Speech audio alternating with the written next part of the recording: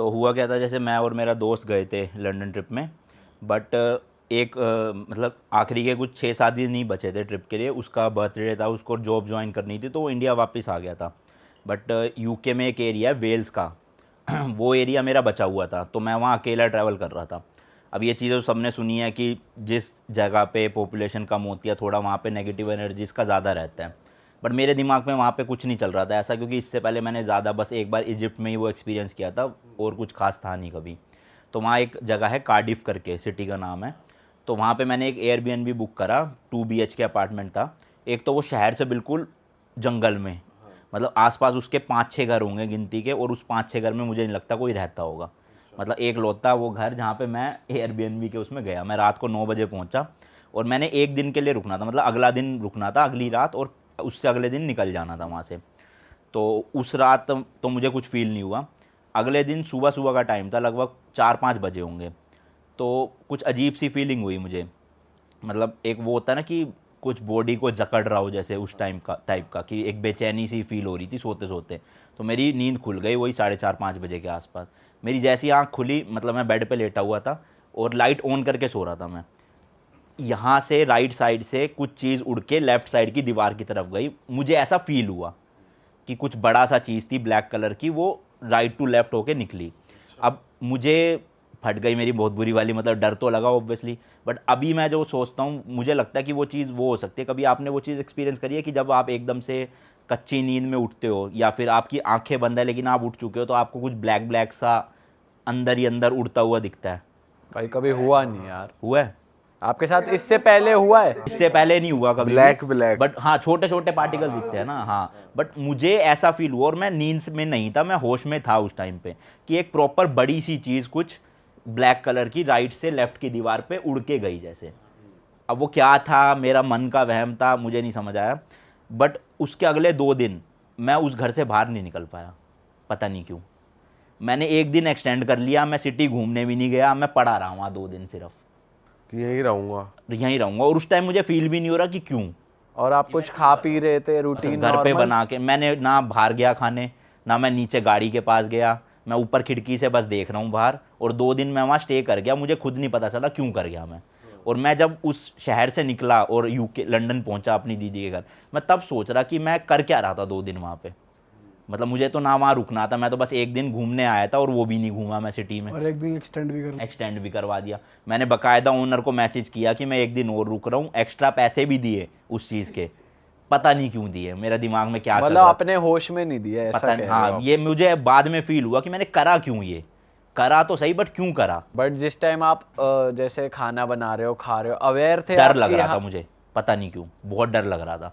मतलब मुझे बार बार आपके साथ ऐसी फीलिंग होती है कि आप रात को पानी पीने उठे, आपको लगता है कोई दरवाजे के वहाँ देख रहा है, कोई गेट खुल रहा है। अब भले ही वहाँ कुछ हो भी ना, बट मुझे अंदर से लग रहा था। और मैं 2 दिन रुका क्यों, वो मुझे आज तक नहीं पता। भाई ये उल्टा हुआ है आपके साथ। अक्सर लोग को डर लगता है वो भागते हैं, आप भाई रुक गए कायदे भाई, से डर तो लग चले ही जाना चाहिए था भाई। मतलब वहाँ से 5 किलोमीटर दूर सिटी सेंटर था, 3-4 टूरिस्ट अट्रैक्शन थी जो मुझे घूमनी थी, मैं वो भी नहीं घूमा। मैं 2 दिन वहीं पे ही पड़ा रहा लिटरली। और आपकी तबीयत भी सब खराब? सही, कोई दिक्कत नहीं, बढ़िया एकदम सब कुछ। वाह, पता ये नहीं, कैसा नहीं समझ बोलता है आया जो मुझे। रोकना चाह रहा है जो यहाँ रह रहा है। भाई निकल गए तीसरे दिन, ये भी सही हुआ।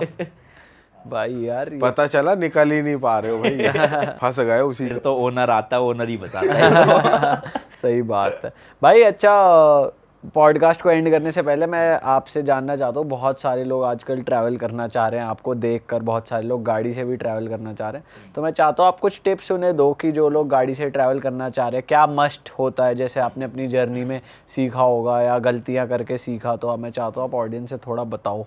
देखो, 2 चीज़ मैं बताता हूँ इसमें कि मेन है। सबसे पहले तो मैंने अपने चैनल पे इंडियन बैकपैकर में सब कुछ एक सीरीज़ बना रखी है। मतलब 100 दिन ट्रैवल किया तो 110 वीडियोस मिल जाएगी, जिसमें वीज़ा भी है, गाड़ी भी है, डॉक्यूमेंट्स भी है, सब कुछ बताए हुए डिटेल में।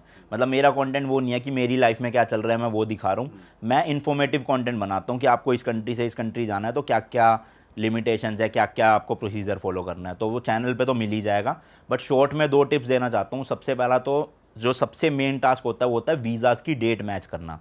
मान लो आप ईरान जा रहे हो, ठीक है, आपको मन किया कि मैं 10 दिन एक्स्ट्रा रुक जाता हूँ ईरान, बट अगला वीज़ा तो एक्सपायर हो जाएगा ना, फिर अगले वीज़ा के एंट्री कैसे लोगे? तो ये सारी कंट्रीज़ की डेट्स मैच करवा के वीज़ा लेना, अप्रूवल लेना, उतने दिन का लेना, वो सबसे बड़ा टास्क है जिसमें लगभग 6 से 7 महीने निकल जाते हैं। तो वो चीज़ अपनी स्ट्रॉन्ग रखना, बस ऐसे मत सोचना कि यार मेरे को तो वीज़ा मिल ही जाएगा या जो भी हो 2 दिन एक्स्ट्रा भी रुक वीजा गया तो। नॉर्मल वीजा की तरह नहीं होता, पर्टिकुलर डेज की के लिए होता है। हाँ, डेज़ के लिए होता है। जैसे मैंने यूके, आपने यूरोप वीज़ा लिया तो उसमें पूछा होगा ना इटनरी कितने दिन की है, कहाँ और कितने दिन का मिला था आपको? 3 महीने का मिला। 3 महीने का दे दिया था, स्टे 3 महीने का दे दिया था।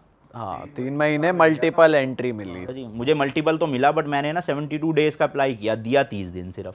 अच्छा, तो हमारा वो आधा प्लान, मतलब 35 कंट्रीज़ करनी थी यूरोप की, वो 19 पे हो गई, तो हम घूम ही नहीं पाए। तो ये बहुत लफड़े होते हैं कि एंड मोमेंट पे वीज़ाज़ की दिक्कत आती है। तो सबसे पहले तो इसका ध्यान रखना। दूसरा, इंटरनेट पे रिसर्च करके जाना कि कुछ कंट्रीज़ ऐसी होती है जहाँ पे आपका कारनेट वैलिड नहीं है, जहाँ पे आपके डॉक्यूमेंट्स नहीं चलेंगे। जैसे चाइना है, अब मान लो आपको नहीं पता, वहाँ पे गाइड की ज़रूरत है, आप तो मुँह उठा के चले जाओगे चाइना बॉर्डर पे, वो भगा देंगे आपको, कि वो तो कहेंगे 1 महीने पहले अपनी गाइड की बुकिंग करनी पड़ती है, डॉक्यूमेंट्स बनते हैं, तब जाना होता है। अब जिस टाइम पे मुझे जाना था उस टाइम पे यूट्यूब पे कोई इन्फॉर्मेशन अवेलेबल ही नहीं थी, तो मैंने तो क्वेरा पे, गूगल पे ही दूसरे ट्रैवलर्स के एक्सपीरियंसेस पढ़ के 1 साल रिसर्च करके तब पूरा प्लान करा। बट अगर अब कोई इंडिया टू लंदन जाना चाहता है या इंडिया टू ऑस्ट्रेलिया जाना चाहता है, अगर वो मेरी वीडियोज़ देख लेता है तो मतलब एक इन्फॉर्मेशन ऐसी नहीं है जो छूट जाएगी उससे, तो सब कुछ उसको यूट्यूब पे मिल जाएगा। तो कहीं का वैसे कोई बढ़िया किस्सा हुआ है, कोई बताओ कहीं पे आप, किस टाइप का कुछ बढ़िया हुआ हो, मतलब? फनी हुआ हो कुछ बढ़िया? अब फ़नी भी था वो, थोड़ा स्केरी भी था। पेरिस की बात है, मैं अपने होटल से एफिल टावर के लिए ट्रेन पकड़ के जा रहा था। गाड़ी मैंने होटल में ही खड़ी कर रखी थी, गाड़ी से जा नहीं सकते, वहाँ बहुत ट्रैफिक लगा होता है क्योंकि एफिल टावर के आसपास। तो मेरा दोस्त जो था वो पहले ही जा चुका था एफिल टावर, और मेरा अगले दिन का स्लॉट था, तो मैं अकेले जा रहा था। तो मैं ऐसी नॉर्मली रिकॉर्डिंग कर रहा था नीचे अंडरग्राउंड जो स्टेशन होता है।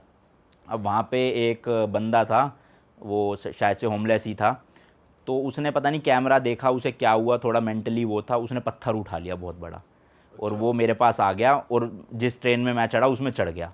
अब वो कह रहा फ़ोन दिखा, फ़ोन दिखा, फ़ोन दिखा, वरना पत्थर से तोड़ दूंगा, सर फोड़ दूंगा। इंग्लिश बोल रहा है, लोकल हाँ, लैंग्वेज? इंग्लिश बोल रहा था, हाँ।